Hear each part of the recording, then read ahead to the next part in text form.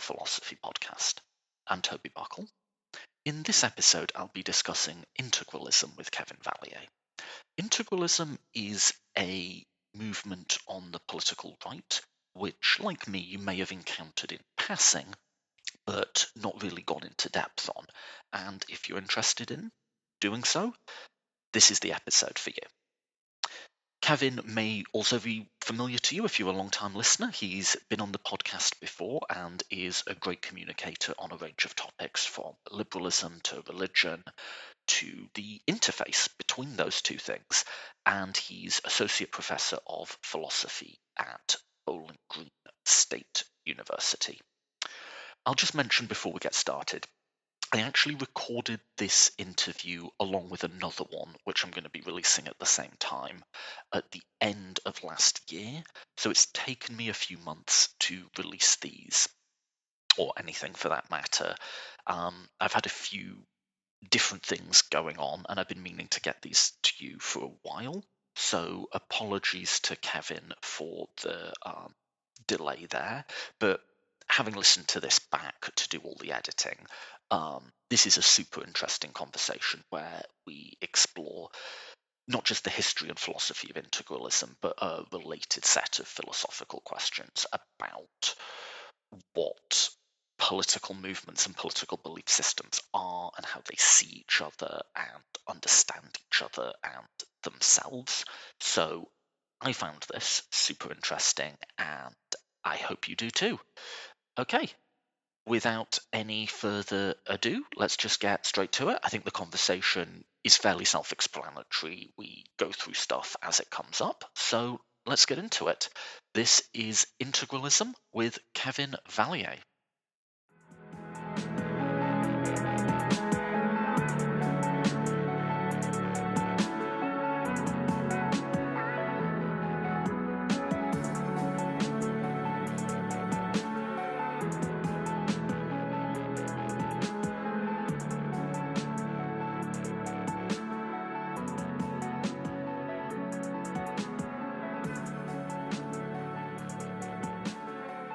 Okay, I am joined today by Professor Kevin Vallier. Kevin, thanks so much for coming back on the podcast.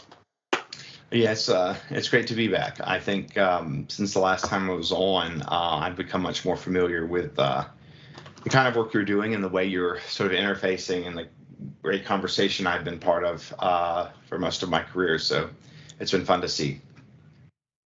Cool, yeah, you've done a few of these since then, haven't you? Well, I mean, your podcast, just watching what you're doing, I really like. So cool. No, I appreciate that. And you have just published, and I have just read, All the Kingdoms of the World, Religious Alternatives to Liberalism. Before we even get into the topic, what was like... No, let's just start with this. Kevin, what is integralism? Yeah. So good. So just the background on the book was that, there's been a movement in the UK for a while that's called itself Postliberalism. But in the United States, that term is sometimes used to describe a kind of faction on the new right that has arisen since Trump's election. And many of the leaders of this faction are not what you would call Christian nationalists, because many of your listeners will have heard of that term, because that's mostly a Protestant thing. But in the United States, there's this movement called Catholic integralism. They call themselves post-liberals, but now they include people like people may have heard of, like Patrick Deneen or Sohrab Ahmari, or perhaps Adrian Vermeule, a professor at Harvard Law School. And so when Oxford asked me to write this book, they kind of wanted me to do is look at this new phenomenon and to try to sort of engage the ideas and see what was going on. Because, the new right is a kind of smorgasbord of kind of very marginal ideological traditions that somehow have a bigger voice than they did before. And what I'm about to tell you about is the group that is in some ways the most intellectually sophisticated of those groups. We'll talk a little bit about why. For a while, though, and even to some extent now, this group calls themselves Catholic integralists. And it is a kind of Roman Catholic 200 proof anti-liberalism. They want to uproot kind of the liberalism root, branch, and stem. So let me just say what I think liberalism is and what I think integralism is. So I take liberalism to be, and you'll have opinions on this, strong opinions on this as well. It's a series of social movements and theories that arise, for reasonably long periods, but usually in response to some kind of gross restriction on freedom and equality. And so, when I think of the liberal tradition broadly, including all its wings, I'm thinking of this series of movements and theories and ideologies as concerned with individual and group freedom, and that freedom can be, negative or positive or Republican or what have you. Equality can be something, thin, like equality before the law, equal opportunity, or it could get more extensive, substantive equality, freedom from domination in the workplace, or, income redistribution or what have you. Then there's a kind of principle of toleration. Liberalism has been concerned, particularly with religious toleration, for a really, really long time. And then there are interesting questions about, what does toleration involve? Does it require the privatization of religion or not, say, for instance? And then there's a kind of principle of mutual advantage, where the thought is that society can be structured so that kind of everyone can work together. It's not that we're inevitably divided, say, by class or race or gender or what have you. The thought is that there's reconciliation somewhere. So, for classical liberals, or that is market liberals, that happens primarily in the market. For kind of left liberals, it happens primarily in democratic deliberation. And so when I think about the liberal tradition broadly, that's what I mean. It's some interpretation of the ideas of freedom, equality, toleration, and mutual advantage or harmony of interests or something like that. Yeah, I'd agree with that. And you said you might disagree, because I think we're proponents of reasonably distinct types of liberalism, but it's a family of things, right? Yes, that's right. That's right. And, that's right. We can discuss, and we have discussed, which particular family branch on the family tree we prefer. Right. But it's a family of things, and within it, you could say in a Wittgensteinian sense, there's certain resemblances, there's certain core themes that tend to come up again and again, vis-a-vis, as you say, freedom, equality, toleration, so on and so forth.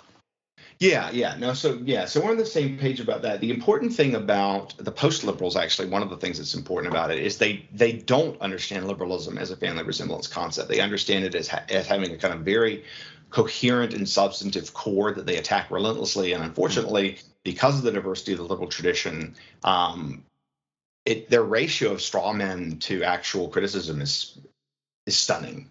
Almost to the point where I wonder if they're even trying to engage the liberal tradition at all.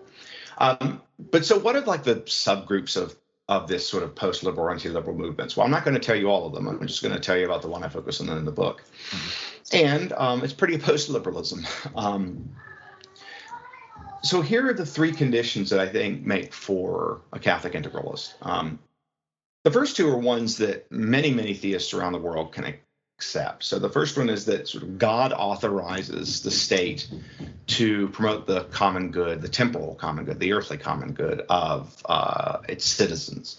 Now, actually, strictly speaking, on an integralist view, God can authorize the people to form a constitution and choose a president. It doesn't have to be monarchical, although in practice, I think most integralists, as strange as it sounds, are monarchists.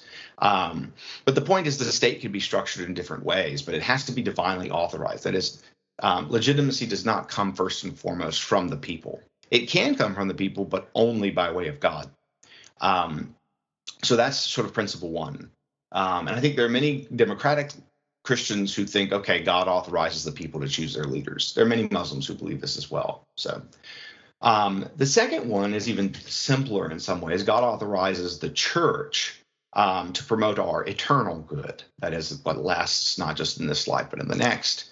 And to sort of bring people into the church through the Great Commission, through attempts to sort of bring people to belief and practice. In Catholicism, this is relatively well defined because they have an extremely specific theory of how the church should be structured in terms of the Pope acting in concert with his bishops to enact and to clarify and to support matters of faith and morals.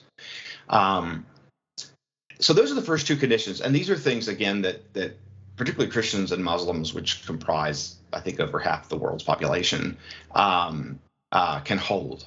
It's the third condition that is really, really striking.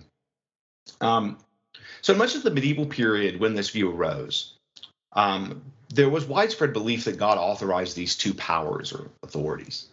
But instead of thinking they could just be functionally separate, to some extent at least, as we do, particularly moderns typically think, for them that wasn't even on their radar, for a variety of historical reasons.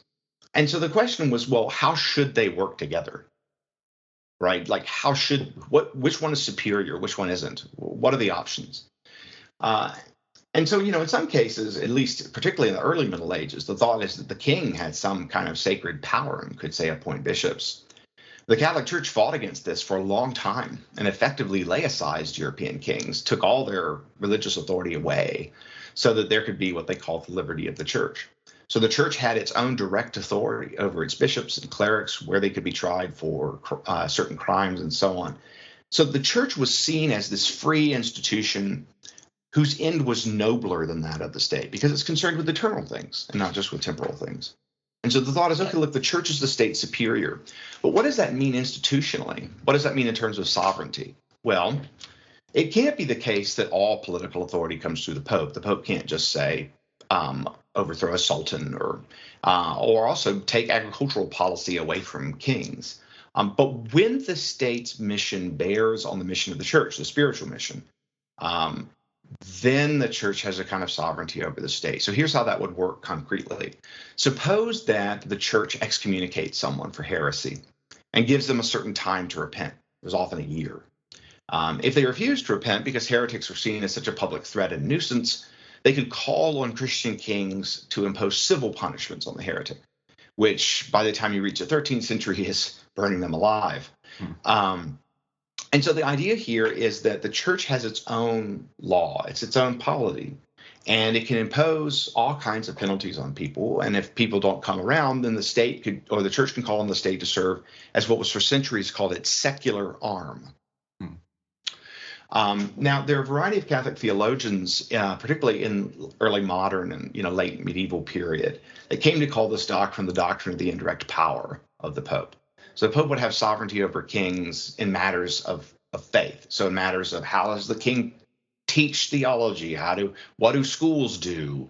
What's a legitimate book to discuss in public, and so on. Morals policies, right? Like what immoralities would be banned and so on. Okay, so that's the one that's going to be pretty weird to your listeners, but I can sum it up now, which is that the church has indirect sovereignty over the state in spiritual affairs. So let me just repeat integralism pretty quickly then. It's three conditions. God authorizes the state to promote the temporal common good. God authorizes the church to promote the spiritual common good. And in spiritual affairs, the church has a kind of sovereignty over state policy. That's it. What got you interested in this? Because I've followed this book being written on Twitter. You've posted various times for sort of thoughts, resources, so on and so forth. I'm just reading a vibe here, which is like, I have a category in my head of like intellectual dirty pleasures, which is things that like we don't agree with, but we're interested in, and we can kind of see where the other person is coming from on some level. Does that sort of capture your relationship with this? Yeah. There is a story. And the story actually is this one. When I was pretty young, my late teens, and I got to college at WashU in St. Louis, I immediately got involved in politics as I was interested. I was actually working on the Al Gore campaign in the fall of 2000. But I also encountered a whole host of ideas I'd never heard before, particularly conservatism and libertarianism. And I actually found libertarianism quite attractive. And I started to read, I started to go to conferences and stuff like that. And I met a libertarian philosopher. If you know of him, you'll be stunned that he was ever a libertarian, Edward Fazer, who's a kind of major sort of Catholic apologist and Aquinas scholar. And he was very influential with me, but he abandoned libertarianism for a view like integralism. It wasn't called integralism then, because that was about 2004.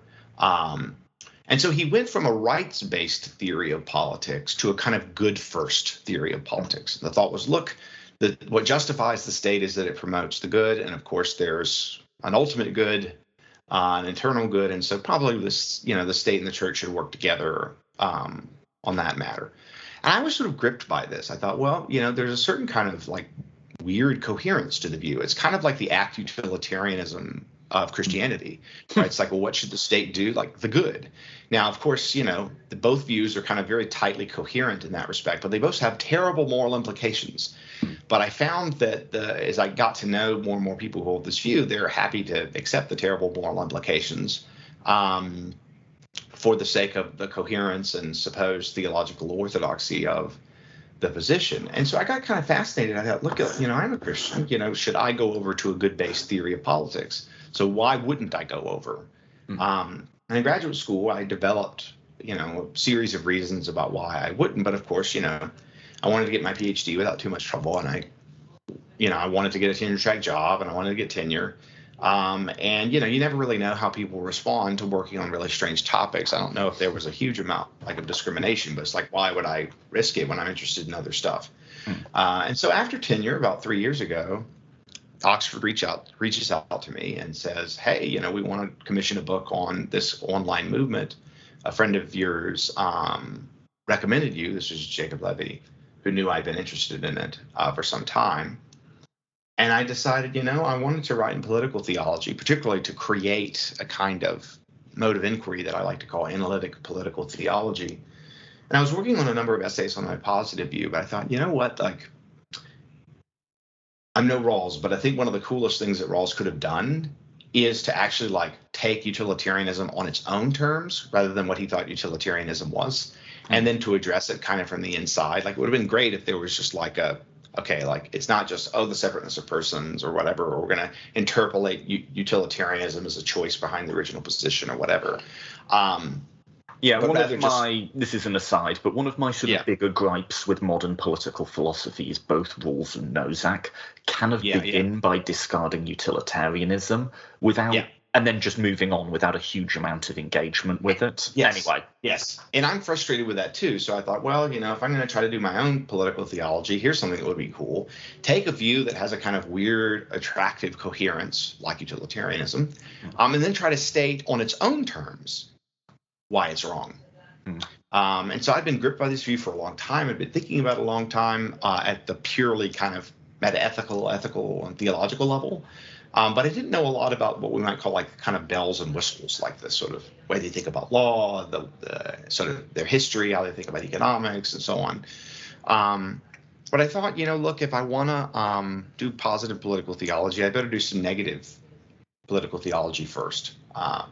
So I threw myself into researching for the book, and also about 2 years in, I just discovered that many of my criticisms I thought would actually recur in other religious anti-liberal doctrines that have more influence. So like Chinese Confucian anti-liberalism and Sunni Islamic anti-liberalism. Sunni Islamic anti-liberalism is kind of like the premier anti-liberalism in terms of its actual political power. So I ended up writing against integralism, but also trying to explain what I thought was attractive about it. So I actually spent quite a while trying to explain what's attractive about the doctrine to Catholics. And part of my reason for this is to steelman my opponent. But another part is I'm trying to kind of get kind of normal Catholics to see kind of well, what is happening? Why? What's going on? And so I'm giving the best arguments for integralism in part because I'm trying to bring people in the conversation. And then I go into my critique. But it's important that the critique is entirely internal. I'm not coming to utilitarianism as a Kantian and saying, respect for persons, you're done. In the same way, I'm not coming to integralism and saying, here, freedom of religion, you're done. Or more foundationally, atheism, scientific method, and it's a wrap. And so that's the book I decided to write. And that's the story of how I got there was, oh, wow, this is the view. This is the radical alternative to kind of what has increasingly become a kind of classical liberalism rather than any kind of, I'm not a Nozickian. I haven't been for a long time. But between, Locke and Aquinas, right? It was or at least the libertarian Locke. I have a much more complicated view about Locke now. But at the time, it was Locke or Aquinas. That was the alternatives. And I had to think, oh, man, these are both pretty coherent systems. But one of them has horrible moral implications in a way that the other one does not. Although I did come to believe that Lockean libertarianism does actually have a few horrifying implications. But again, that was my state of mind early on. Can we just spend a minute on the relationship with liberalism? So here's a thought. You mentioned Jacob Levy. I've heard him articulate this a few times, in that he's said, and I've argued as well, we should be a bit careful of terms like illiberalism, which kind of by default assume that liberalism is the norm and anything else is an aberration. Because in historic terms, liberalism is the aberration. And even in contemporary terms, we talk about liberal hegemony, and it's a bit of an overstatement, I think. What you might have is a liberal consensus, and even then, that's dubious at times. And also just, I'll do it for the left because I'm more familiar with the groupings there. But if you think about, radical socialism or some forms of like environmentalist movements or like social justice movements, like say radical feminism or something, it's not like their defining feature is that they're not liberal. Their defining feature is that they have goals and ideas and values of their own. Now, they might be willing to prioritize those goals and values and ideas over a sort of classical liberalism if the two conflict, but they're not. Their reason for existing isn't to oppose classical liberalism. They have their own things they want to achieve, And I've always sort of bought that line of thinking and thought, yeah, that makes sense, And now in the modern world, I see a lot of movements, and integralism, I don't know, you've spent way more time with it, but integralism is one of them, where actually an opposition to liberalism is part of what's defining of that movement. It's part of what's driving them, even if what they say is different than what animates them. This is precisely the reason I called this view one of religious anti-liberalism, because it's religious, but it's chiefly anger in many cases. Now, there are some British integralists that were working on this in a different way about 10 years before, and that have been kind of not entirely happy with how things have gone over in the States with respect to the view. So, the sort of philosopher and philosophical historian who's emeritus at King's College London now, Thomas Pink, was working on this stuff, 20 years ago. But they were working on it chiefly as a way to kind of revive Catholicism by getting Catholicism to sort of grapple with and accept its history. So they were anti-theological liberalism. And of course, they had problems with political and economic liberalism. But their goal wasn't so much to destroy the liberal tradition. So they had more of a positive program, but it wasn't actually political. It was here's how the church should understand itself, here's what the church should do. But when the view started to migrate to the U.S., chiefly about 10 years ago, then it linked up with anti-liberalism in a really big way. And if you look at how the Americans in particular, Vermeulen, Deneen, Amari, a host of other figures, they're attacking liberalism all the time. And they say almost nothing about their positive view. It seems what animates them is their anti-liberalism. I think they hide their positive view because they're worried that will marginalize their influence. So I do think they have a positive view, but I also can just tell what gets them up in the morning. It's pretty easy to see. I know the figures you've just mentioned more through their tweets than their written work, I must admit. Yep. But it does seem to me as an outsider. Not that different. Okay. It does seem to me like what, like you say, what gets them up in the morning is they seem very animated by a particular understanding of what they see as a hegemonic liberal order is. Yeah. And, we could maybe spend a bit of time on just how differently they construct what liberalism is than...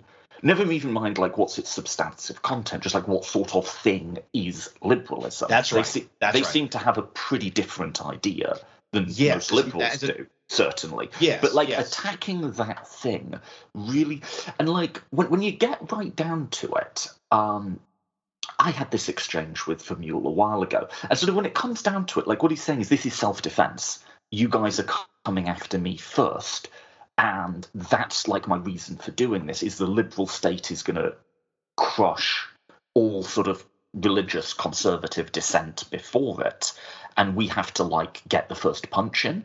essentially, but like almost like the pragmatic rationale for action was entirely about an understanding of what liberalism is and what it's going to do, you know? Yeah, one of the most interesting things about studying their writings is they don't actually tell you their social ontology of liberalism. Like, you don't actually, like, is this an ideology? Is it a movement? Is it some kind of like Hegelian type underlying zeitgeist or something? I mean, you don't really even know what kind of thing they're attacking. So I talk about this briefly in the chapter on Vermeule and his transitional plans. It's something like an ideology, and maybe like the Michael Frieden sense, where it can have its own kind of life. It can have its own kind of causal effects. But the problem is that they model liberalism as a social force as basically omnipotent.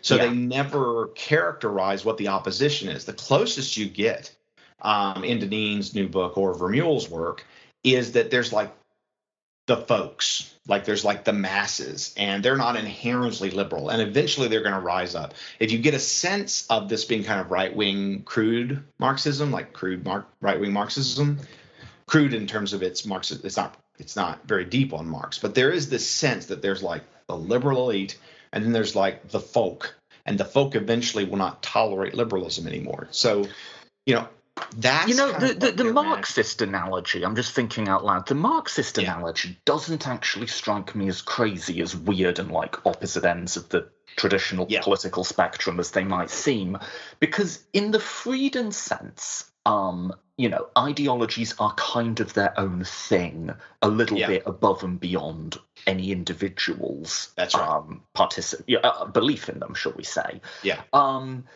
But the way they talk sometimes, I think, goes a step beyond that, in that they talk about like the inevitable logic of liberalism. Yes, that's right. And that's further than Frieden would go.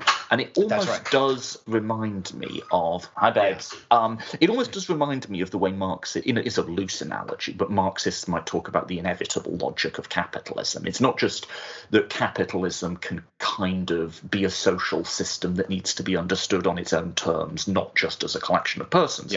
It's that capitalism almost has a telos, it has an end point to it. That's right. That latter understanding of an ideology, be it Marxist or integralist, seems much less defensible than like a Frieden understanding to me. Like, or at the very least, there's a lot more work you have to do to justify that. And people, be they Marxist or integralists, don't tend to do the work of I think you'd need to put some serious intellectual foundations on the table to say something like ideologies have inevitable logics or teloses, And I don't see people doing that. I see them just assuming it anyway. Yeah, I mean, the interesting thing of the Frieden analysis, and this is the point where people challenge him, is that he thinks of ideologies as much in the way you describe, but they only exist in combat with other ones.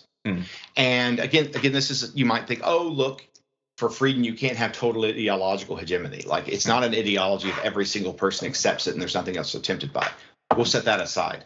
But I do think it's important that in any ideological analysis, that before you say we've gotten to hegemony, that you have some conception of what the resisting forces are. And I think it's quite clear in the modern world, and I think Frieden, this is I got it from Frieden, is that like liberalism, socialism, and conservatism are kind of coherent ideologies, and that can mix and match and war in lots of different ways. So fascism is not really on the table, although I think maybe in the last 10 years, maybe it's come back a little bit. And maybe the integralists have a little something to do with that, actually. Because of integralism's association with fascism in the 20th century. But yeah, so you need to give some account of, well, why aren't there other things on the table? Or if there are other things on the table, why must they lose, right?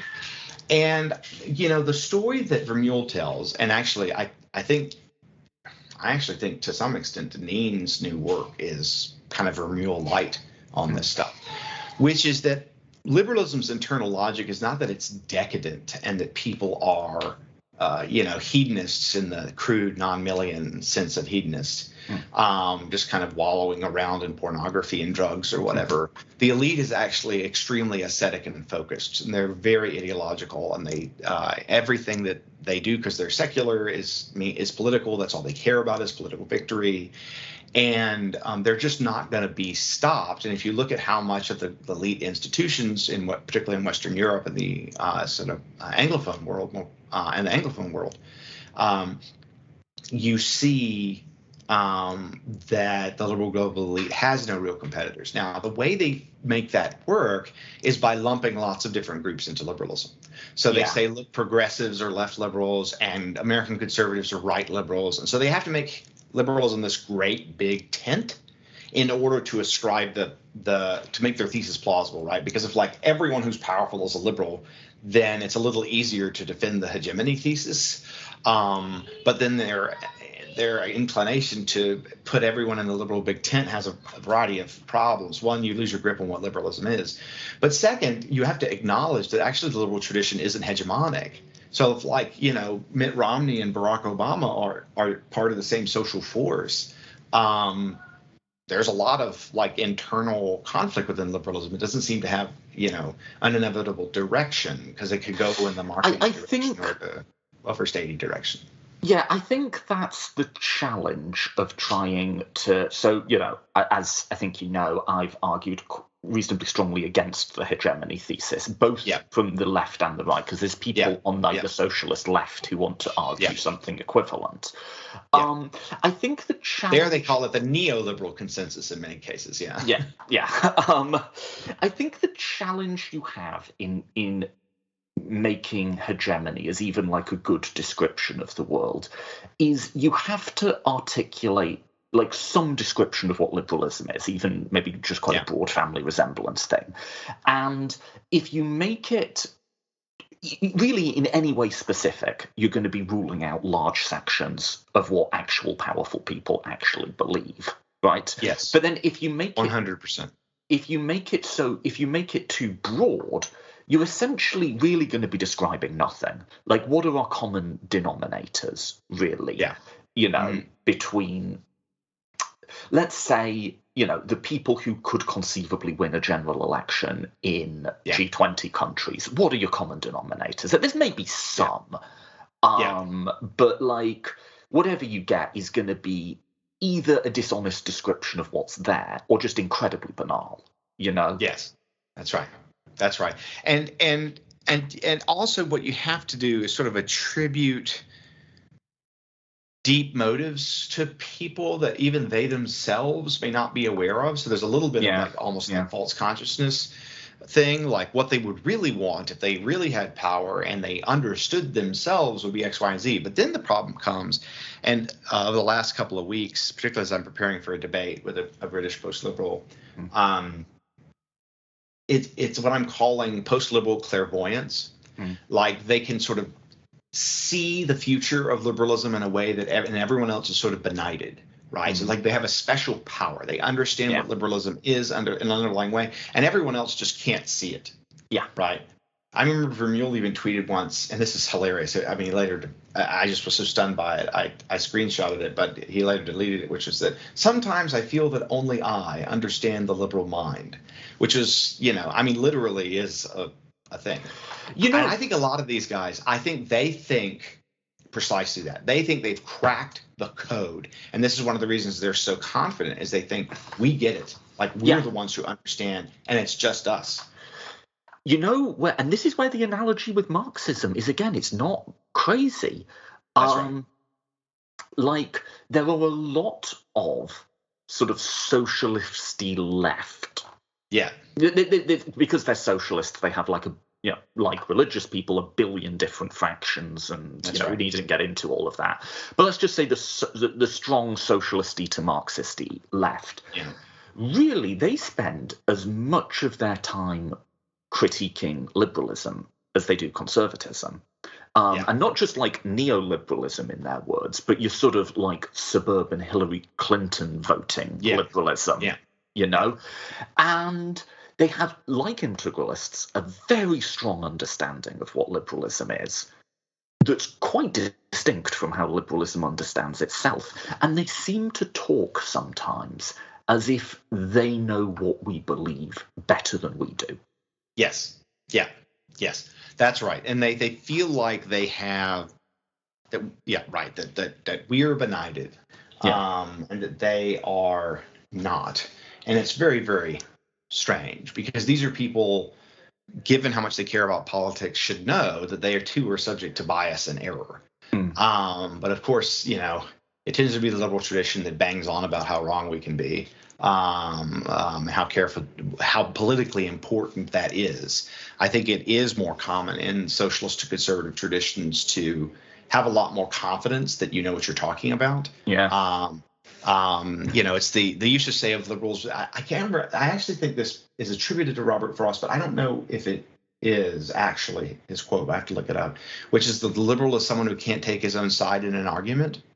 And so, it's not entirely true, but relative to the other traditions, it is. I think liberalism. We don't exactly have an essence, right? But like we do have certain common features and inclinations, and even to some extent, like a kind of like almost like a shared culture, a shared intellectual culture that contrasts with what the other ideological traditions are doing. But not enough to make the post-liberal on left and right claims go through. I'm trying to grant them a little bit in my answer, to say, there's like. There is a doctrine of reason. There is a doctrine of like that has to do with fallibility. That reasoning needs to be somehow nonetheless, the basis of public discourse. So Frieden talks about this, about reason being kind of central to the liberal tradition, liberal politics. That's one of the, I regard as a more, it's one of the features that's like, there's so much diversity in liberal views about reason. I don't necessarily include it on my short list, even though, if I had 10, I put it on there. So like there are these common values or threads, but the way that these other folks jam it all together into this like coherent movement where people have motives, they're not motives that are accessible to people, but they are accessible to outsiders, particularly small, very energetic groups of outsiders. It can't all hang together. There's too many things they want the concept to do at the same time. It just seems so implausible to me. But when I speak to young people about integralism, I just had a guy email me from a prominent university and undergraduate saying, "Oh yeah,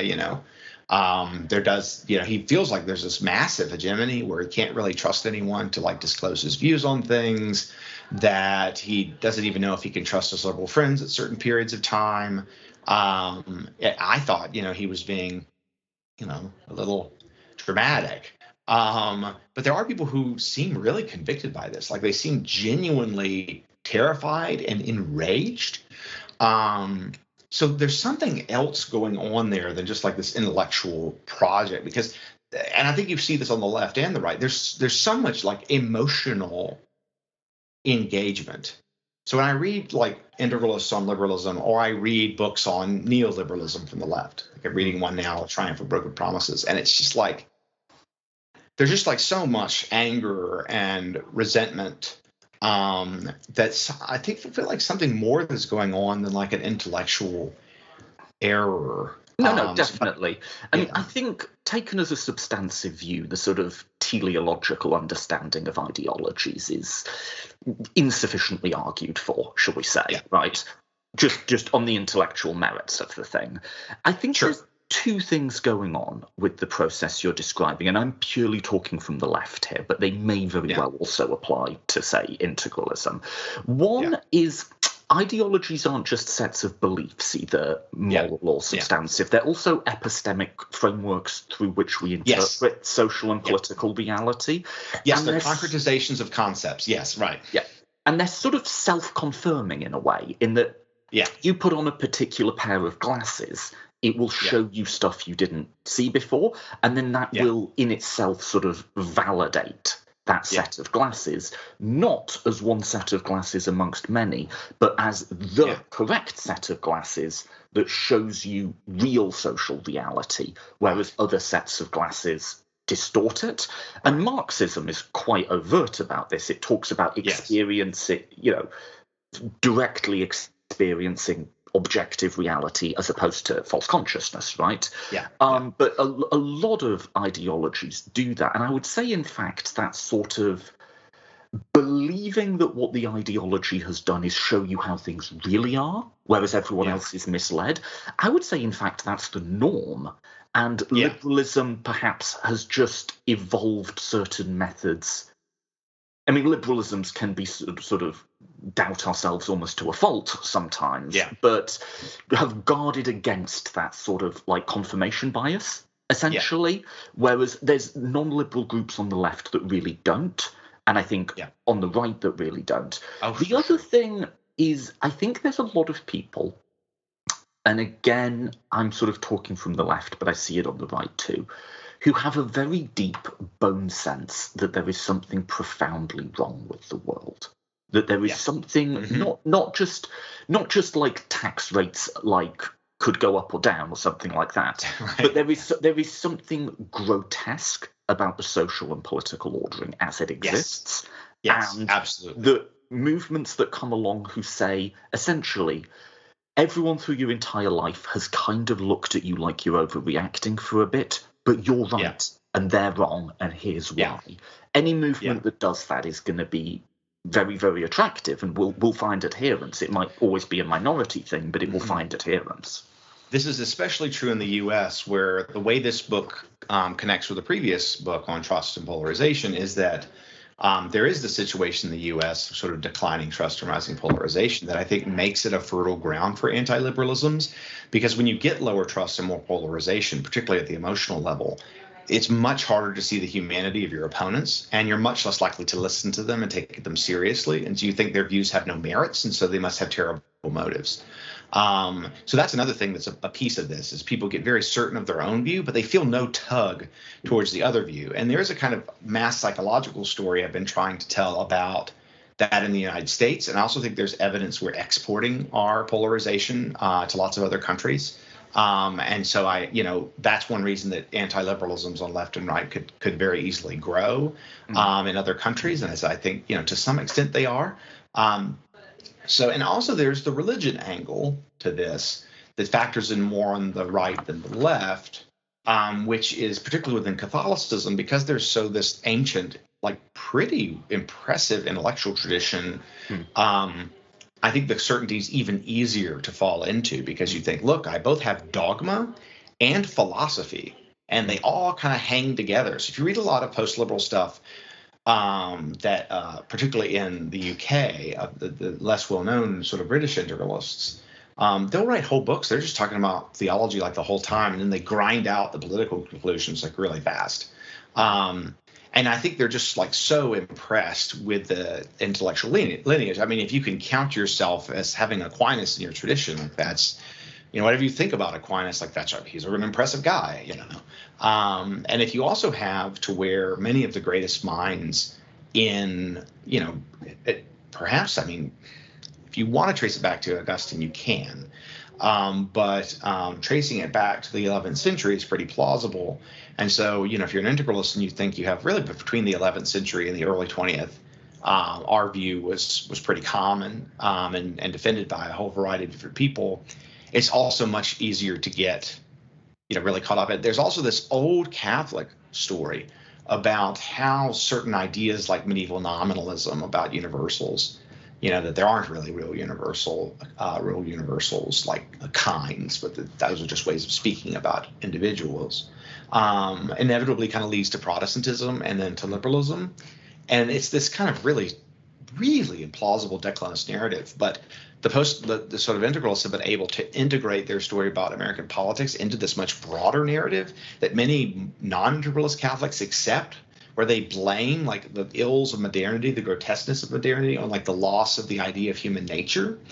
And so that's an element in integralism that's like really, really interesting, and it's kind of hard to grasp. Does that connect at all to like there's this idea I've seen floating out in the ether that like modern social justice is essentially like Protestantism rediscovered.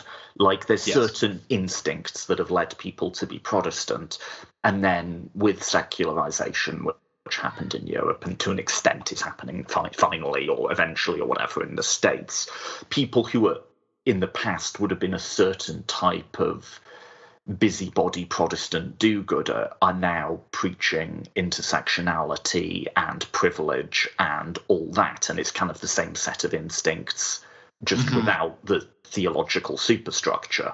I'm not saying I buy that in any way, but that's no, it's very common. Deneen's very explicit about this, for instance, that liberalism is a kind of post-Protestantism. The problem with this actually is the story about political elites in the U.S. is actually really interesting, because so many of them started off as unusually religious. I mean, even for like the early modern, late medieval period, you had these colonies being started by people who were intensely religious.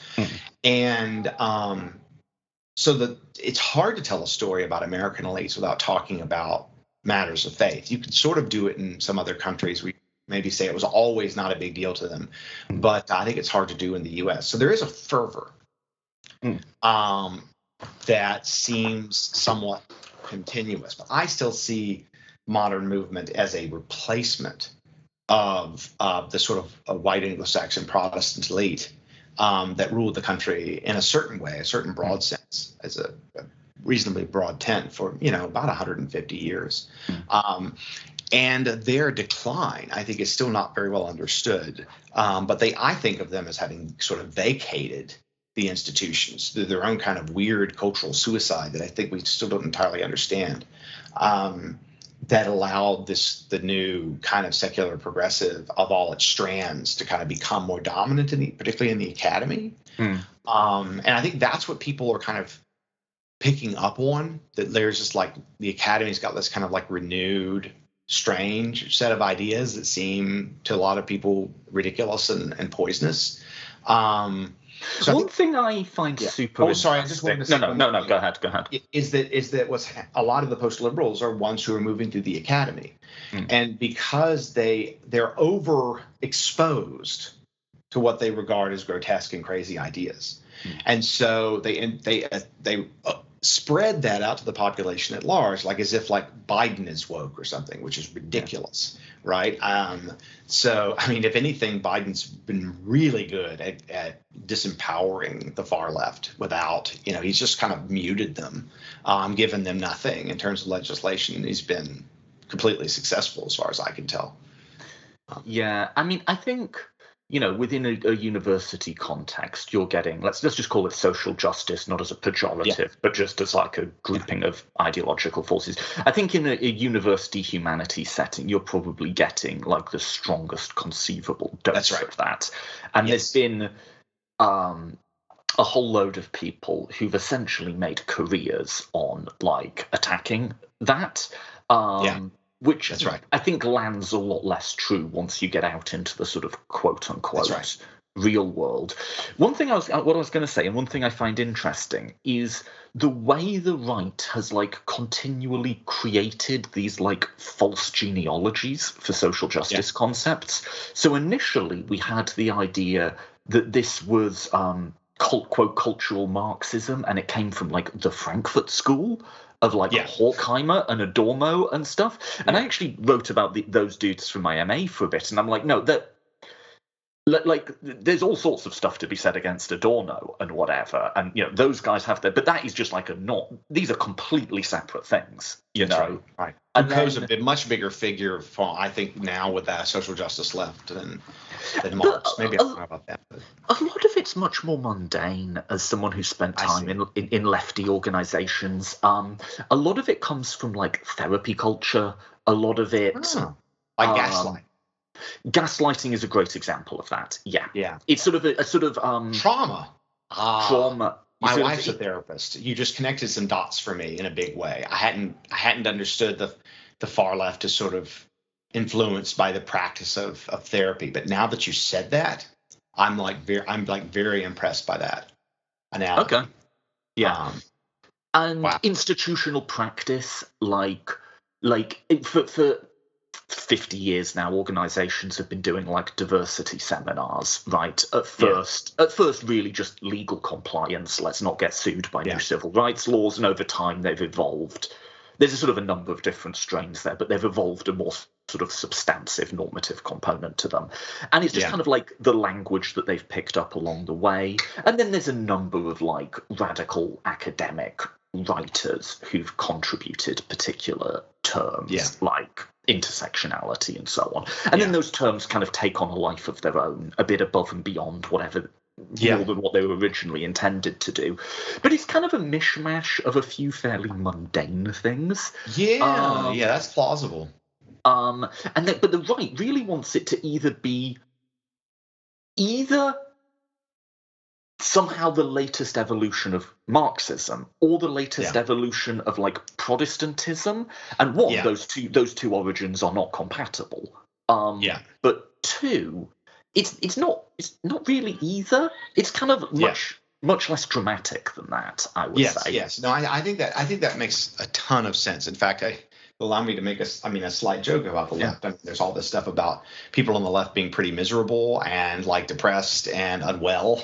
And I mean, like, if that's true, I'm not saying it is, but like they'll be overexposed to therapists relative to most people. So I mean, maybe they're just drawing it in because they're in therapy a lot. Also, the section of the population for whom seeing a therapist is most normalized and stroke or least stigmatized. Good call. Yes, absolutely. Like, I'm sort of spitballing this, but my guess would be there's perhaps more of a stigma around seeing a therapist for people in older generations, people who are more culturally conservative, people who are rural as opposed to urban. Maybe, right? I don't know, but maybe. There's definitely an argument to be made that, like, people, I don't know, my age and younger, say, who live in big cities and went to university are the most likely to see therapists. Right. Well, they had them for free for a while, for a few years in many cases, which would mean that sort of language and sets of concepts has filtered into their political ideology. That's really cool. There's an interest. Cool. I don't know. We're kind of just spitballing this one, but there's a paper to be written somewhere there, isn't there? Yes. No, someone needs to do that because the thing with integralism is it's as untherapeutic as possible. So,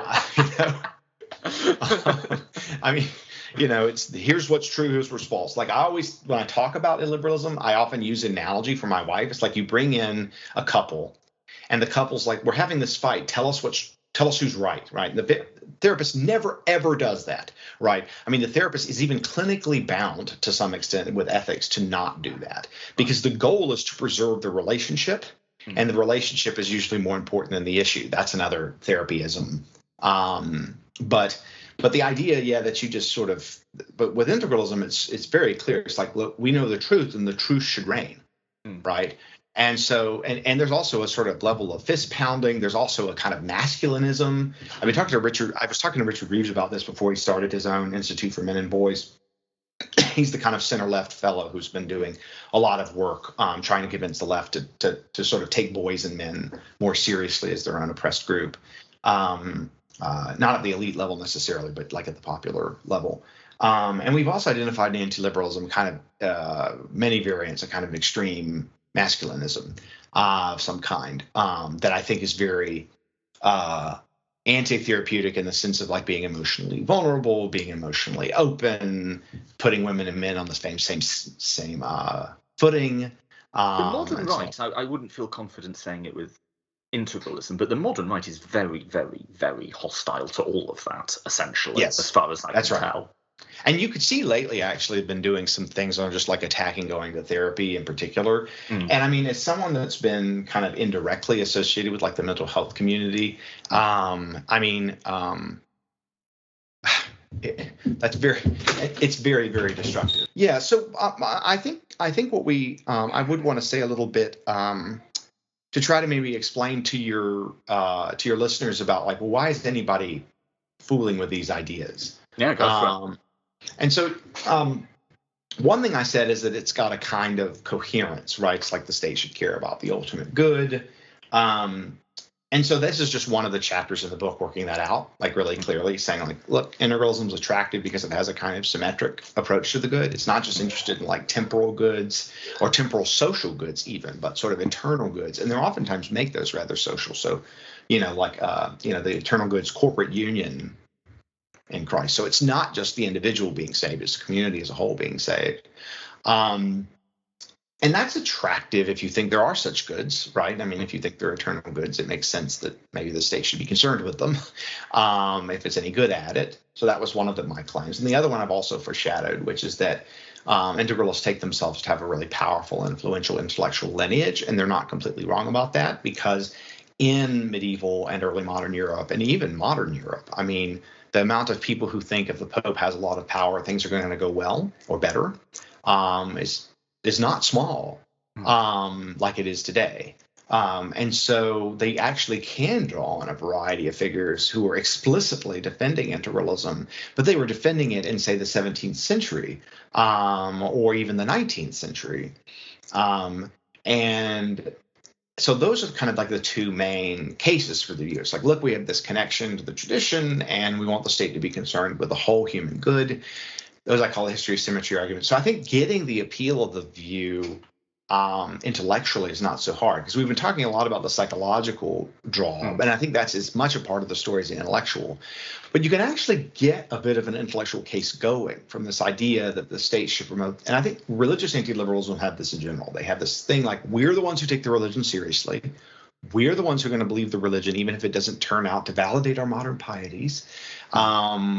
Which is to say that it comes out authoritarian. We care about all of the human person's life, not just the kind of finite part, but the infinite part. You see this in Islam, in the kind of various strains of Islamism, for instance. It can be from moderate democratic, like you see in Tunisia, for instance, in many cases, ranging all the way, say, to the kind of the Wahhabists that the Saudi monarchy is in this kind of bizarre ongoing alliance with, that are in some ways the most kind of extreme and anti-democratic, because the range of Islamism is huge. So you see that in Islam. It's also, I think, something that is pretty interesting in the new area I'm studying and didn't get to write on, which is Hindu nationalism. If we get into that, it would derail us because it's so fascinating and different in some ways than the others. But yeah, and you can also see this, I think, to some extent with Confucians, although when I started writing the book before she had engaged in a lot of crackdowns and really pushing his kind of warmed over Marxism, that I thought it was going to have more, the Confucian version would have more influence. But all the same, the thought is that these two claims, we take the religion seriously and we're concerned with the whole human good, like that's the intellectual story that these groups, particularly especially the religious groups, can sort of tell themselves, and that actually think are pretty intellectually interesting in their own right. And then, so that's, I think, in many cases, the intellectual story. I think we've made some progress on the psychological story, but that intellectual part of the story should be brought in as well. So question stroke comment before we go to like what's the answer from within Catholicism. One thought I always had on this. And okay, I'll put it this way. So you in your book talk about how the sort of leading lights of integralism, Vermeulen is a good example here, have generally worked to try and not be critical of the new Pope, Francis. That's right. Yeah. Now, that I actually generally don't see among sort of religious conservatives generally. That's right. And this is one of my reasons why there's a variety of reasons, shall we say, why I don't buy this as a political position. But this would actually be one of them. And I would say it's almost directly analogous to, as you very well know, there's a line of critique people run against liberalism of, you say you're so tolerant and you want a diversity of opinions and an open conversation, and yet the minute someone's an inch to your right, you'll shut them down, right? Stanley Fish has been running that argument for forever, and Deneen even has picked it up since then, right? Yeah. You don't really believe what you're saying, and I can tell you don't because you don't act it. That's a line people have run on liberalism forever, right? Yeah. Yeah, I think you can run the same line on modern religious conservatism in that the minute the Pope says something, the minute the Pope rhetorically moderates on something that's important to the right-wing culture war, not even substantively moderates, rhetorically moderates, the Pope's not suddenly changing the Catholic position on abortion or whatever. He's just saying, I'm not leading with that, The other one would be, which I'm a bit more familiar with, the Church of England in the UK, which is maybe not quite as doctrinaire as the Catholics, but is by no means a raging socialist institution either, right? Will occasionally say something fairly bland and rooted in Christian history, like maybe we should be nice to refugees, right? And you will get this incredible backlash from people who consider themselves traditionalist, nationalist Christians. And so if your position is premised on a respect for these institutions and the types of authority that they are imagined to have, then do you not need to actually respect these institutions and listen to them? And the minute they say something you don't like, you're accusing the bloody Archbishop of Canterbury of being woke, or the Pope of being woke. And it seems bizarre to me that, we're kind of divvying everything up in the culture war in terms of which side identifies with it. It's bizarre that we got the Pope. That seems really wild to me. Part of the origin story of integralism is that there are a lot of younger traditionalists that had precisely that issue with other traditionalists, was that, like they said, they were traditionalists, but they always had a problem with whoever was in power. And they were always looked like they were tempted to schism, which for, Catholicism is you definitely don't do that. Right. And so it developed as a kind of small internal culture among integralists, particularly the Americans. You never criticize the hierarchy. The British actually will be pretty careful, but they're very keen on criticizing Francis. This is one reason the two groups are partly estranged from one another, is that the Americans don't want to criticize Francis, in part because they are trying to practice what they preach, although there's also a very good strategic reason that they do this, which is that almost 100 years ago today, Pope Pius XI condemned the French integralist movement Aix-en-Provence, which was led by an atheist anti-Semite, Charles Marat, but was at least ostensibly integralist. And after that, it lost a great deal of influence. In fact, one of its major theologians, Jacques Maritain, who's one of the most important Catholic philosophers of the 20th century, and one of them, he left the movement then, and then had to explain why he did. And I think these integralists are confident enough they're going to be influential that they don't want to get condemned. And so the best way to not get condemned is to never criticize Francis's appointees, which they never do. And they dissociate from many Catholics that do that. In many cases, because their main place of discussion is Twitter, they will block those people. They'll just totally shut them out. So I think they have reasons of piety. I think they genuinely think that Catholics with their kind of inclinations are impious. But I also think there's this really interesting strategic reason that people from the outside would just never know, which is that they're keenly aware of where other integralist movements went wrong, associating themselves with a particular dictator, except that they're doing this with Orban. But I think they think it's going to work with Orban because he did actually seemingly legit win his last election. So he's not Mussolini. He's not Franco, not yet anyway.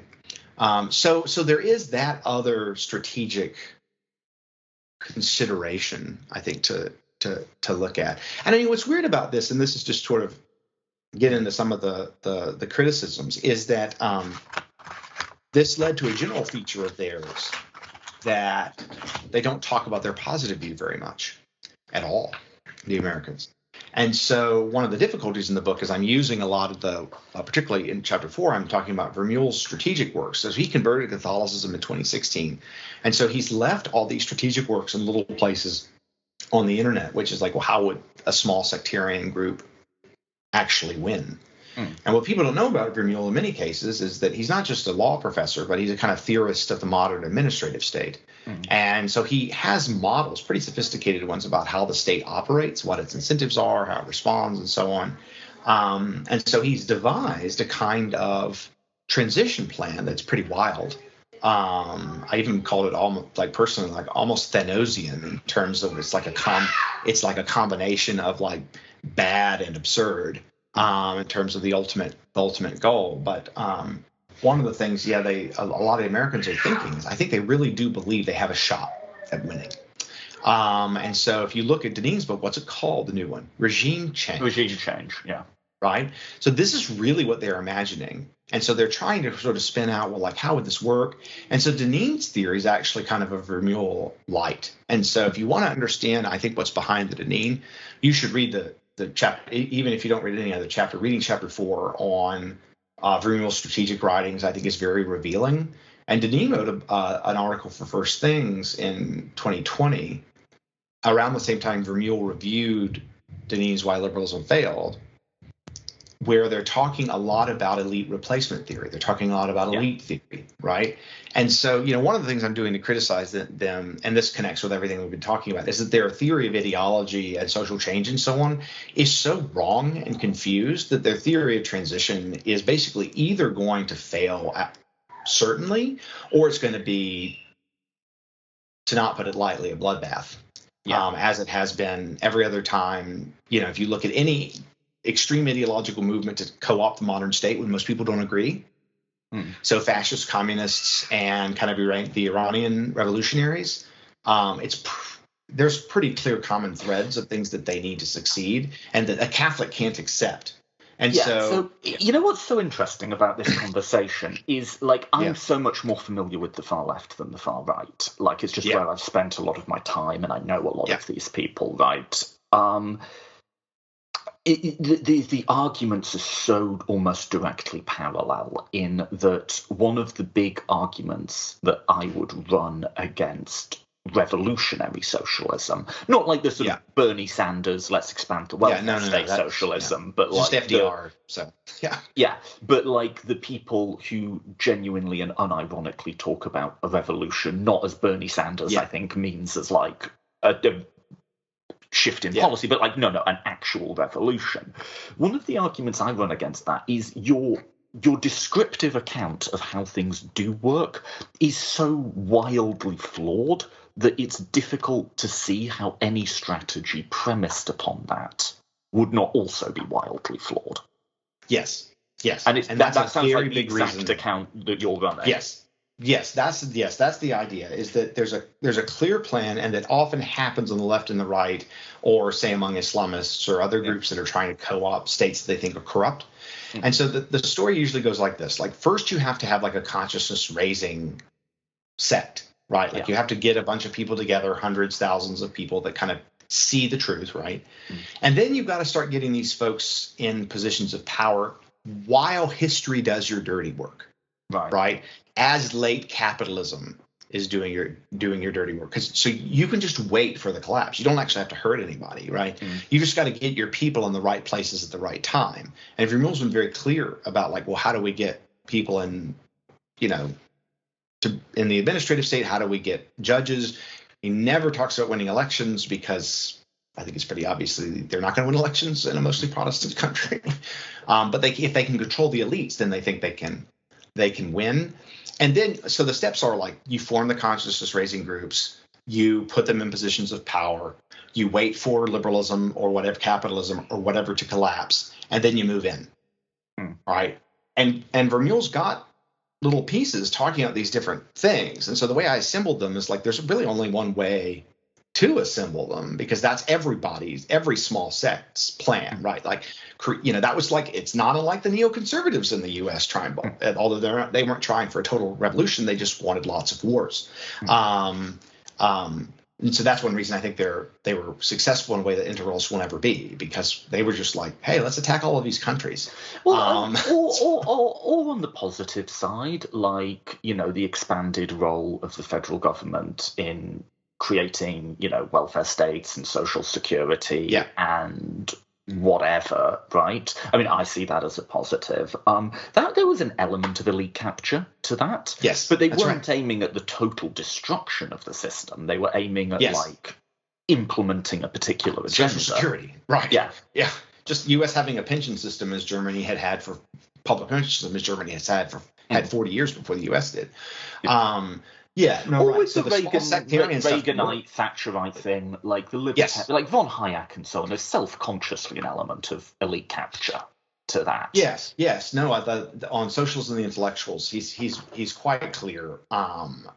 He's quite clear about that. Although, Hayek was much less focused on party politics, and the stuff he says about party politics is pretty crude and ranging into like his gravest intellectual oversights, like with respect to the Pinochet situation. He wasn't, but nonetheless, sorry to read, because I'm reflexive knee jerk. I like Hayek, and I feel bad about his being so bad on these issues. But embarrassed really. But nonetheless, it is there. And so I think when I say, look, Vermeule has an elite capture theory, I mean, I've not seen any integralists say in response to the book, like, no, he misreads what's going on. There's just total silence with regard to it because, frankly, I think I got it right. So people can't really say that I misrepresented him. But, but it's also important, I think, to not just look at like the nuts and bolts there, but like to try to address like the romantic aspects of these views. Like, what are people hoping for? What are they aspiring to? They want to destroy the left. Like we've talked about that part, but like some of them kind of do like to imagine, like, what would it be like once they're all gone? What would we be able to do? What's extraordinary what we're able to do? And they think they want to create a kind of uniquely just order. They love to talk about the concept of order. Postliberal order is the name of one of their substacks. And their thought is like, you can have a society that's organized. It's not a modus vivendi. Most anti-liberals actually hate the idea that their ideal would be a pure balance of power. This is especially prominent in the Confucian tradition, but it's also true in the Catholic tradition. They want people to grasp true virtue. They want people to grasp sort of the moral law. And they want people to be kind of cultivated and trained so that they can grasp the moral truth and act from it. And in the case of Catholicism versus Confucianism, there's a great focus on cultivating virtue in the pursuit of the afterlife, and in terms of ultimate salvation. And this is one of the reasons that Catholic anti-liberalism is in a certain sense less desperate or more desperate and panicky than Confucian anti-liberalism is. And so I think once you recognize that what they're imagining is this kind of almost like weird kind of like it's like the best analogy. I mean, it really is this kind of like medieval view of like there being a natural order and a kind of natural balance that keeps society from getting too corrupt and unstable. I think so. I think very, very directly that there is this is by no means unique to integralism, that there is an extra-human origin to the social order that is to some sense knowable and predictable, and we have strayed from it to our detriment. That's right.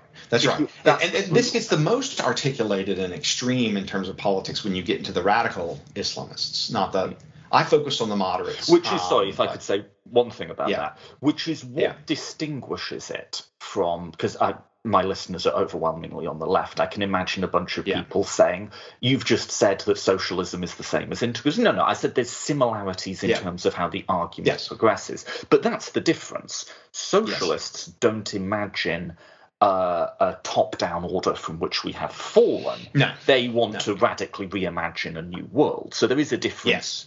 They are a futurist ideology, Yes. So I'm not saying they're the same thing, and that bit that you just mapped out is the bit that's not the same. That's what's really, really, really distinct. It's because there is this widespread belief in a natural order, a natural hierarchy, and that people's lives are going to be better if they go along with what's sort of natural and divinely established. Yes. Vermeule has been able to be more influential by saying, well, we're not going to get rid of the modern state. And so all this kind of Tolkien medievalist integralism is just a non-starter. Now, his view is also a non-starter, but I mean, it's at least saying we're not. He's even had some writings about this. Like, he'll even attack Tolkien. I mean, just trying to get like Catholics to move on culturally from the traditionalist kind of anti-statism and the kind of feudalism that they tend to like, to saying, no, we have to capture the modern administrative state because for military and technological reasons, it's going to stick around. What he's imagining actually is a little bit closer to, I think, what the modern left is imagining, which is that, like, the ideology of the state will collapse even if the state does not collapse, so that the vacated state can be colonized by the new group, right? So, like, it's not the modern state's going to die. Capitalist ideology will die, and then the state can be turned to help the workers. Similarly, on Vermeule's view, it's not that the state is going to die, it's that liberalism is going to die, and then the state can be recolonized. And so I think that's one reason that he's been able to be more influential, because he's promising his adherents not that they'll be able to smoke a pipe in their makeshift hobbit hole, but rather that they're going to be able to actually rule. Yes. This has been one of the importance of bringing in, reactionary and, sort of Nazi figures like Carl Schmitt, although Vermeule likes his pre-Nazi stuff, is to sort of say, look, like, there's this, like, sense of which you should dare to command. I mean, the progressives rule, they're happy to rule. The Chinese are happy to rule, and Catholics should be happy to rule as well. And so one of the things I think is important about critiquing integralism, even the ideal, is that to some extent you're imagining a modern order that's supposed to be given these medieval features. And so it's supposed to be this interesting kind of synthesis. Now, some of the integralists have kind of gotten on to me about this, like, no, we're anti-state. To which my response is, well, you can call monarchs not states if you want to, but, like, come on. I mean, this is a semantic thing. But the statist integralists have been a lot more influential precisely because they can say stuff like, well, here's what the state should do. Like, it should ban all pornography. Or, a Republican president should ban all abortion at every stage by executive order. This is one of their views. They should make birth free, which is actually fairly popular. So sometimes they'll say popular stuff, and sometimes they'll say, like, really extremely unpopular stuff. So there is this medievalist sort of natural order sense, but there's also, and this is what I think makes them a little bit more influential, is they're just taking the modern state on its own terms, but they're doing weird stuff, like claiming the New Deal was Catholic, and stuff like that. So that, I think, was really important to sort of try to imagine, like, even if they got everything they wanted, could they hold on to it? And so, I've got a whole argument that they can't do that. And then I also try to show that their ideology is morally incoherent. Right? That's what I wanted to close on. So we've discussed one set of arguments against this is its manifest infeasibility, right? Yes, that's right. That's right. Now, for me, like, in a sense, it doesn't really matter, because for me, like, I'm not a Catholic. I'm not a Christian even. I don't think there's a natural order that we need to be brought into conformity with. And so the fact that it's completely unfeasible is just sort of like the cherry on the top for me. Like, sure, there's that as well, but I don't want to do the thing to begin with. What's the argument from within Catholicism? Because, like, I suspect most Catholics would not buy a vision this extreme, and what's the argument from within? Say you could do it. Say, why should you nonetheless refrain? This is a pretty fascinating and complex thing for the uninitiated, but basically, in the latter half of the 20th century, there are many reasons that the Catholic Church's hierarchy was trying to sort of accommodate liberal order. They didn't see it as much of a threat as they do now. They wanted to be part of the post-war reconstruction of Europe. They wanted to be able to protect Catholics who were popping up in the global South by sort of saying, look, we're not going to overthrow liberal order in favor of a confessional state. We're not even going to support that. And also, a variety of Catholic theologians were just coming to accept that the liberal tradition had certain insights. And so they published this document at the end of the Second Vatican Council, Dignitatis Humanae, which is the Church's Declaration of Religious Freedom, which basically, for your listeners, like, pretty much just agrees with liberalism about religious freedom, with the exception of liking some kinds of mild establishment. So, but I mean, you see this in, like, Italy, it doesn't really have much of an effect, but some people can like it. Like, you put up, crucifixes in, schools or something. Or the government funds sectarian schools in Germany, but you can get a tax exemption from it or whatever.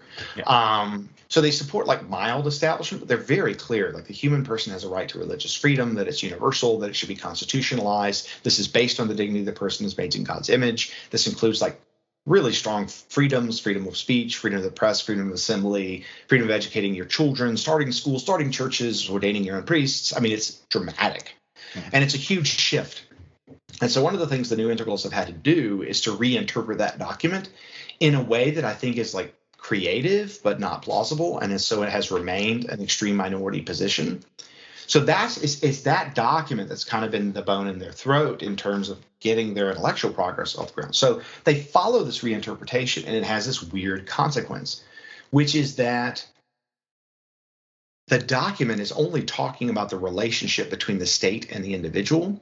It's not talking about the relationship between the church and the individual. And so it's not speaking to how the church can authorize the state to back its policies. And this is sort of complicated and subtle point, but basically what ends up happening is dignitatis humanae in a Catholic state would not apply to Catholics, but it would apply to the unbaptized. So what they're saying is you can't force anyone into the religion, but you can force them to stay, which again is not unlike radical Islamism, which is you can't be forced to become Muslim, but if you leave the faith, it's apostasy. And in Islam, that's regarded more like as treason than it is. So again, I'm trying to be clear, like there's a billion Muslims, okay? So like this is not, hegemonic. But if you read like Sayyid Qutb, who's kind of one of the inspirations for ISIS or what have you, then it's quite clear. But apostasy laws are enforced in a lot of countries. Yes. It's not a straw man. No, it's not. And so what I try to do is say, well, look, the Catholic Church has said, look, the dignity of the person grounds religious liberty whether you're baptized or not. And the argument is just that why would baptism, even if we grant everything the Catholic Church teaches about baptism, become a kind of what I call a moral transformer? Like, why would it transition or transform religious coercion on the unbaptized, which is always unjust, to religious coercion of the baptized, which is in many cases just? So here's one of my cases, which is actually a real world case, disturbingly enough. You're a Jewish family. You live in an integralist or papally controlled state, and you have a Catholic nanny.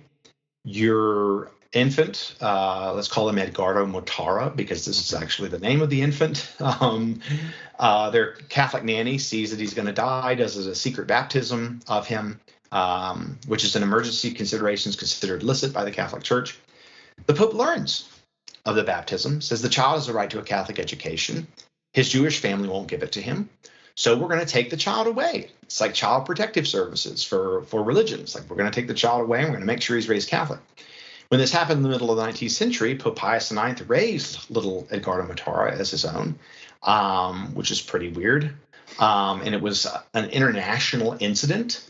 It was like a huge deal when this happened. I encourage anyone just to look at the Motara incident, just to Google that, like Edgardo Motara, and you will see this like wild case. It was the Elian Gonzalez of the 19th century. So I use a real world case, but also just as a general point, which is like, okay, look, like if baptism is basically like sufficient cause to say, oh, look, persons, got all these new rights and duties in politics, that has all these absurd consequences. There are things that you could never do ever to a Jewish child before baptism. But if someone like a Catholic nanny does an emergency baptism on them, that completely changes whether they have any religious freedom. And so I just try to go through, well, what are ways to square that circle? And I consider a bunch of options, and I just don't think any of them work. So, the more consistent position would just be to either oppose religious coercion throughout or to embrace it throughout. But the integralists are in a funny position because they have to deal with the modern church's teaching on religious freedom, which creates this tension. So anyway, I think that's one of the arguments, that they've got inconsistent moral commitments. Total religious freedom for the unbaptized, much more religious coercion for the baptized. I also think, as I argue in the book, this is actually a problem within Sunni Islamic political thought as well, and that both sides have had to deal with and work out because they sense that the tension is there. But as far as the vast majority of modern Catholics are concerned, the tension's resolved. Right, it's religious liberty all the way through. Yeah. So. Yeah, and it does. The issue I sort of pointed out at the beginning is it does seem to set you up on a conflict with both the teaching of the church, the leadership of the church, and what the vast majority of believers believe. That's right. And integralism is trying to do some intellectually clever things to get out of that. But like intellectual cleverness aside, the tension is still there. Yes, and the biggest problem that they have actually is that even if they have a little bit of influence in American politics, like Deneen posts on his Twitter a picture with him and Senator J.D. Vance having a good time, they've got to convince the church. And it's a global institution. It's slow moving. It has 5,600 bishops from which cardinals are chosen. The cardinals will have to elect an integralist pope. The pope will has to decide, for instance, that integralism is the way to go. An integralist pope might say, no, like, we can't go there. It's off the table. And then they've got to capture a modern state and establish a new relationship between the church and the state. And so what I say is just like they've not done anything on the church side that has gotten them any influence. In fact, Francis has even said in a private audience that integralism is a plague. So I mean, because he's Argentinian, and so he associates it with fascism, and for good reason, because a lot of the integralists in the middle of the 20th century were Franklists, or Salazarians. So anyway, they've got hundreds of years of work to do, and I think they understand that in a way. But given how quick modern social change is, like, this is basically to give up the game in a certain way. But anyway, so I mean, those are the criticisms. There's like these, you can't get there, right? Transitional stuff. You can't stay there, the stability stuff. And, it's unfair. Like it treats certain people as subject to violence that it doesn't apply to others. So that's really where the critique comes in. But they're all internal critiques. So you don't come in blasting away liberal into, with your liberal guns blazing. You try to meet these young post-liberal minds where they're at, so to speak, and then to give them those arguments after taking them pretty seriously. And I think it's like really important because I think the liberal tradition's been really good at engaging socialism on its own terms at various times. I think it's been weaker in engaging various forms of conservatism, and particularly religious conservatism from within on their own terms, because I think one weakness of the liberal tradition is that because they've been so rightly concerned from the get-go about fanaticism, they've tended to sort of not take the persistence of religiosity very seriously, thinking that liberalism or religion can kind of be privatized or that people will secularize. And there's oftentimes a kind of contentment about that. And that leaves liberals kind of horrified whenever it sort of springs back into view. And so I think that is something the liberal tradition really needs to correct. And there need to be liberals who learn to speak theologically, and there are from time to time. But it's been a weakness of the tradition, in my view. This is a whole other conversation. We've got a hard stop coming. I think that is and has changed a bit over the past decade, even with. There's a whole narrative I could go into about we had this sort of new atheist movement, and then that just sort of collapsed into another form of online reactionary anti-social justice type thing. But then I think you've also seen a number of voices come up within religion preaching a sort of, you've had much more overt and public sort of attacks on, for instance, literalist readings of scripture, but from within religion. I think anyway, that's a whole other conversation. I see it is. I just wanted to end where I thought, like, I'm trying to add value to the liberal tradition by just trying to say, okay, like, look, let's get inside this theology. And so, and I think, for many liberal readers, I've tried to structure the book so that you can kind of skip around, if it gets into the weeds on certain theological issues. I think it will acquaint you kind of with the structure of religious anti-liberal views. And, if you focus more on the kind of bookends of the book, so to speak, like the introduction, the first chapter, chapter 7, and then the epilogue, I think you could still get a great deal out of the book. And I think acquainting yourself with the Catholic version is very valuable. But at the very least, I've written it for liberals in part so they can sort of get a sense for how these views really function and what gets people out of the bed in the morning for these views. I'd also say as a recommendation of the book, like, you might just be interested but not have a devastating amount of time to pursue this thing which exists at the moment in like a billion message boards and online debates and so on. You might just sort of have heard of integralism and want to have a quick primer to sort of get up to speed with it. And a resource for that, I don't know, but I don't think has existed before. And this book would definitely do that for you. Just like, here is what the thing is, you know? Yeah, no, that's great. That's great. That's important. And I think, you know, so it is good in that respect. This was actually one of the reasons that Liz Anderson was a fan of the book, is because her new book, and I don't know if you've had her on yet, but you definitely should. Liz Anderson, we've had her on a few times. Well, but the new book that she's just finished, she starts off with this idea of like the Puritan theology of work and the way that the great political economists secularized it in two different directions. And so she's actually been doing a lot of reading theology and thinking through particularly the Protestant theology of work. It's like Change How I See Locke, for instance, like the idea that he has a theology of work that's really important. It helps you see the second treatise in a kind of a whole new light.